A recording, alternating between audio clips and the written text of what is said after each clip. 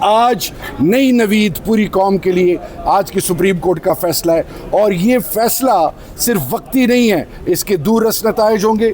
یہ حق کی جیت ہے، یہ سچ کی جیت ہے، یہ عوام کے دلوں میں دلوں میں جو دھڑکن ہے وہ عمران خان ہے، اور یہ پوری پاکستان کی جیت ہے۔ میں پوری پاکستانی قوم کو اور بالخصوص جو شہید ہوئے، جن کے بچے جیلوں میں ہیں، جو کچھ اس ملک میں پچھلے دور میں ہوا ہے، یہ آج اس کی ایک بہت بڑی اللہ نے ایک ریلیف دی ہے۔